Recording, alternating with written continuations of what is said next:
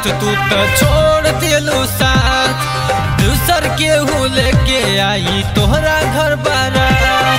तू का जनबू दिलवा पका गुजरेला, जब आँख के सोझा दुनिया अपन उजरेला, जब आँख के सोझा दुनिया अपन उजरेला।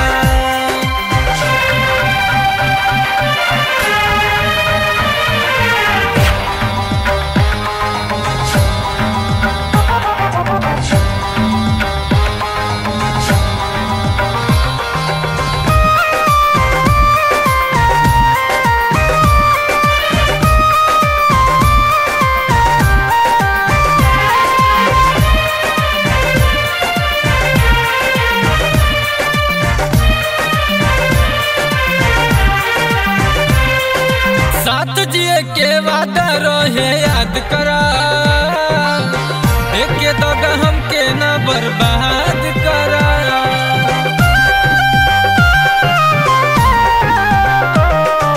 साथ जिए के वादा रहे याद करा, एक दगा हमके ना बर्बाद करा। याद बहम के रात जब तू कहल रहू बात, होके प्यार न कबहू कम रह जैसन भी हालात।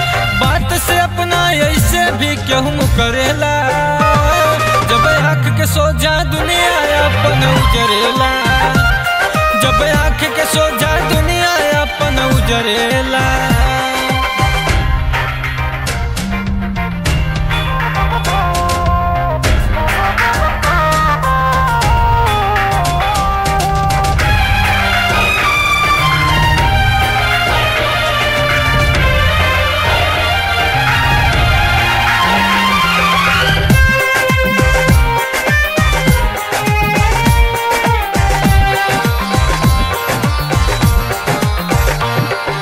हम बहुते गरीब हई जानी ले, जान से ज्यादा लेकिन तोहके मानी ले।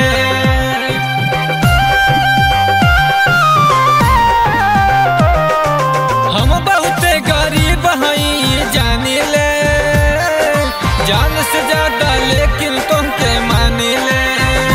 खेलल खेल गजब तकदीर बिछड़ल रांझा से अब ही, हमारा तोहरा बीच खिंचाइल दौलत के लकीर। बूझ न पैली चांद न नीचे उतरेला, जब आँख के सोझा दुनिया अपन उजरेला, जब आँख के सोझा दुनिया अपन उजरेला।